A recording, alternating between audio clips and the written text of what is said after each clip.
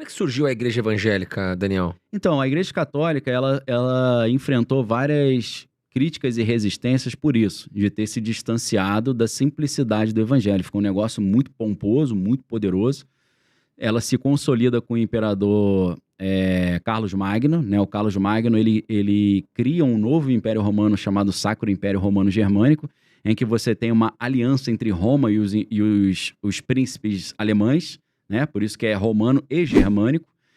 E aí a igreja tem um poder muito grande, você tem várias famílias da nobreza que são príncipes e são bispos ao mesmo tempo, né? Então você tinha o príncipe-bispo, o cara ele controlava o poder religioso e o poder político ao mesmo tempo, virou uma mistura, né? Jesus era bem contra essa mistura, né? Dai a César o que é de César, dai a Deus o que é de Deus, né?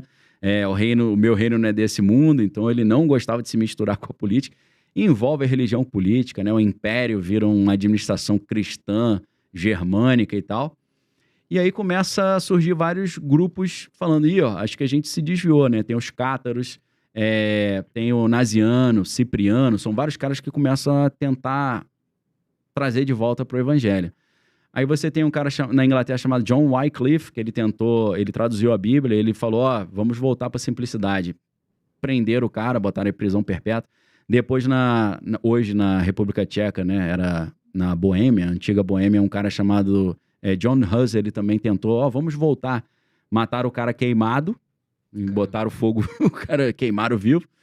E aí, de repente, surge o Martim Lutero, né? Martim Lutero, ele consegue fazer essa reforma com o apoio dos príncipes também. Acabou rolando mais uma vez um apoio do governo secular.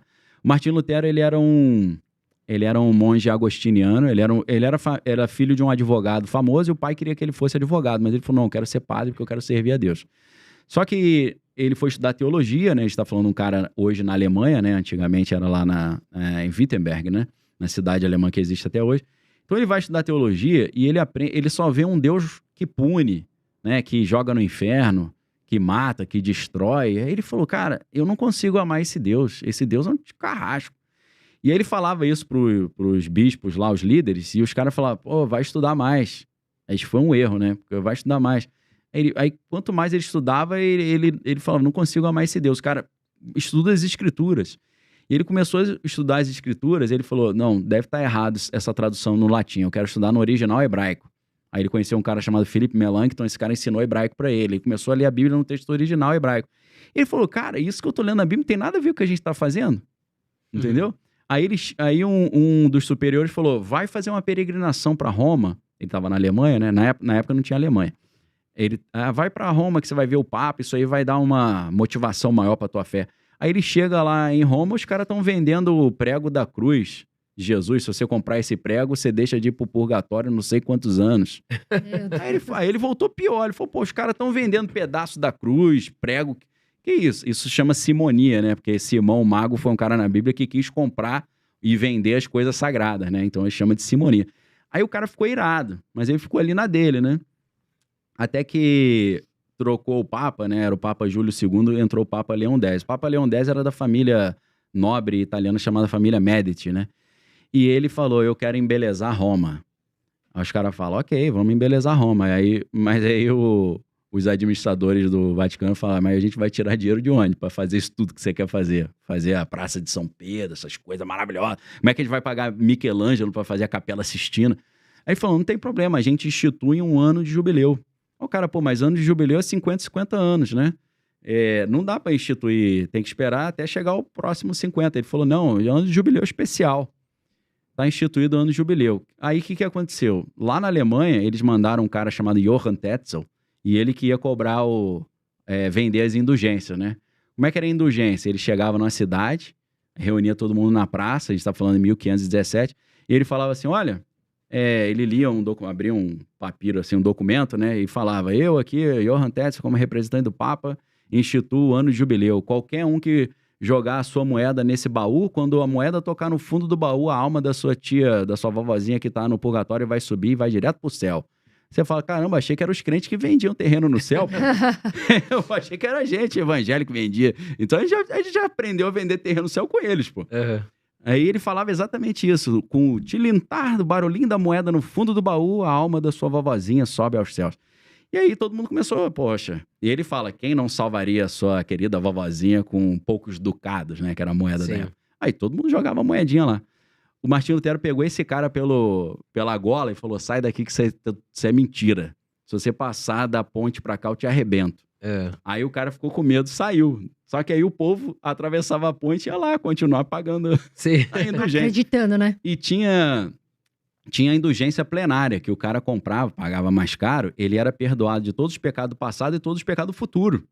Meu Então Deus. o cara pagava isso e falava, pô, aquele cara que pegou minha mulher lá, que pulou a cerca, eu vou lá, vou matar ele. Ele ia lá, matava o cara e comprava indulgência. Meu Deus. Então, alguns livros de história vão dizer que por onde esse negócio da indulgência passava, o crime aumentava. Porque Sim. o cara pagava e já tava comprava mais perdoado, pecado. né? alguém, matava alguém. Já né? comprava mais pecado. Comprava, ele pagava antecipado, né? Tô a fim de matar o vizinho, Tem eu pago aqui e crédito, mato. né? Fazia um créditozinho, né? Que loucura. E aí o Martinho Lutero fica muito preocupado com isso, ele escreve 95 argumentos pelos quais está tudo errado. As indulgências, o negócio de vender a salvação.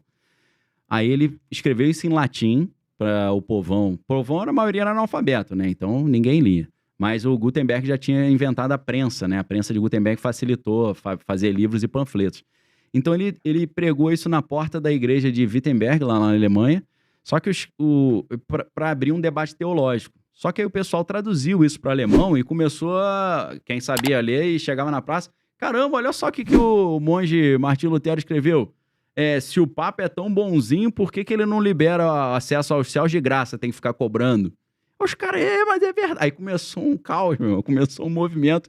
Os caras começaram a querer quebrar tudo. O Martinho Lutero, pelo amor de Deus, não tem nada a ver com isso, é um debate teológico. Aí ele começou a participar de vários debates, né?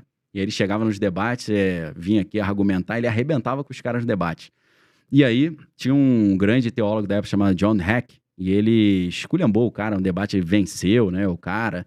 E aí, nessa época, o imperador era o Carlos V, né? Que era da Espanha, mas era da família Habsburgo. E aí o Carlos V pediu para reunir todos os teólogos e mandou chamar o Martinho Lutero. O Martinho Lutero falou, poxa, isso ficou conhecido como dieta de Worms. Dieta é quando eles paravam tudo para decidir alguma coisa. A nossa palavra dieta de alimentação vem daí, né? Quando você para de comer certas coisas. Então, na dieta de Worms, o Martinho Lutero foi lá, mas foi com medo. Ele falou, acho que esses caras vão me matar, igual fizeram com os outros que vieram antes. Só que aí o imperador deu um documento para ele chamado salvo-conduto. Ele falou, pode vir que eu, imperador, garanto que não vai acontecer nada com você. Aí ele chega lá diante dos teólogos e aí ele pronto pro debate, né? A gente estava falando de debate mais cedo. Se preparou pro debate. E aí o cara, o arauto lá do imperador, bota um monte de livro dele numa mesa e fala assim, esses livros são seus? Ele falou, sim. Aí ele falou, você tem certeza que foi você que escreveu esse livro? Ele falou, foi eu que escrevi. Você renega o que você escreveu nesse livro ou não? Ele falou, não renego, foi eu que escrevi. Aí ele falou, você tem certeza? Ele falou, peraí, eu achei que a gente ia debater teologia. Já começa assim, eu tenho que renegar meus livros? Exato. Se eu não renegar, o que vai acontecer? Aí o cara, não sei, pode ser que fique ruim pro teu lado, né? Aí ele falou, mas o imperador me deu salvo-conduto. Aí ele meteu uma jurisprudência que atrapalhou o negócio. Sim. Eles estavam dando a chance pra ele. Renega o que você falou ou a gente mata. Só que ele falou, mas vocês não me deram salvo-conduto? Aí o cara falou, só um minutinho então que eu vou conversar com os advogados. Aí o imperador falou, e agora? Eu não posso matar o cara que eu dei o salvo-conduto. Aí um teólogo falou, você não precisa manter a sua palavra com um herege. Ele é um herege, pode matar. Aí o que aconteceu? Sequestraram Martinho Lutero, ele achou que ele ia morrer, mas foram os príncipes alemães que sequestraram ele, porque os príncipes estavam achando maneira a briga. Que eles pensaram, se a gente romper com Roma, a gente não vai precisar mais pagar imposto para Roma. Oh, que louco. Entendeu? A lógica. Cada um pensando na Bíblia e o outro pensando na grana. Sim. Aí eles falaram, não, a gente vai te apoiar nessa revolução aí. Aí o negócio vira uma espécie de revolução. O Duque Frederico II da Prússia foi esse príncipe que escondeu Martinho Lutero no castelo dele. Martinho Lutero sumiu, todo mundo achou que ele tinha morrido, né? E aí, quando ele ficou escondido, ele traduziu a Bíblia para o alemão. Então, esse foi um dos maiores avanços culturais da história, porque as Bíblias nos países não tinha na língua local, só tinha em latim. Então, o povão era analfabeto e mesmo alfabetizado não ia conseguir ler porque estava em latim. Então, ele cria a Bíblia em alemão. As decisões de gramática que ele fez viraram a gramática oficial da língua alemã. A gramática oficial da língua alemã é baseada na Bíblia de Lutero. Ele que escolheu as regras da gramática. Então, assim, foi um avanço cultural enorme. Eles começaram a alfabetizar as crianças para poder ler a Bíblia, né? Com essa ideia. Então, assim, os países começam... A educação avança muito, né? Surge essa ideia de uma democracia, de uma república. Mas é claro que em cima dessa revolução que Martim Lutero está fazendo, e aí ele cria a igreja evangélica, surge aí. Ele com a igreja luterana. Depois surgem os anabatistas, anabatista vira batista, e surge na Suíça tem um cara chamado Zwinglio, que aí ele vai criar a igreja presbiteriana. Então as igrejas evangélicas vão surgindo assim. Só que é óbvio que nessa de, vamos contestar o poder de Roma, daqui a pouco eles estão falando, vamos contestar o poder de Deus e vamos contestar a existência de Deus e vamos criar também o marxismo, né? Então essa revolução de Martim Lutero, ela acaba inspirando um pouco os outros movimentos revolucionários. Sim. É claro que Martim Lutero não tinha essa visão de vamos matar todo mundo igual Marx falava, né? Tem gente que acha que ele não fala isso, mas o Manifesto do Partido Comunista, no penúltimo parágrafo, ele fala assim, nós comunistas não temos o desejo de esconder nossas reais intenções que só podem ser atingidas por meio da derrubada violenta da ordem social vigente. Nós não temos nada a perder senão os grilhões que nos prendem, proletários do mundo todo univos. Então ele está falando que vai derrubar violentamente a ordem vigente. Martim Lutero não falava isso, mas começa uma série de revoluções, né? Tem a Revolução Francesa, e a Revolução Burguesa, depois tem a Revolução do Proletariado lá com Marx. Então desencadeia um monte de problemas disso, né? Mas as igrejas evangélicas surgem desse trabalho do Martim Lutero, que em 1517 pregou ali as 95 teses na porta da Catedral de Wittenberg, na Alemanha. Então, desde 1517 que tem essa divisão. E aí aconteceu um negócio interessante, porque a Bíblia, o Antigo Testamento dos judeus, quando a Igreja Católica forma a Bíblia, eles acrescentaram vários livros que não tinham sido considerados inspirados por Deus. Então, Martim Lutero fala, vamos retornar o Antigo Testamento à Bíblia original que os judeus usam. Então, a Bíblia evangélica acaba tendo menos livros no Antigo Testamento, porque eles retiram os livros que foram acrescentados depois. Caramba, Daniel, ó, que história, hein, pessoal? Já mereceu aí, ó, o botãozinho de curtir. Né? O homem aqui é uma enciclopédia.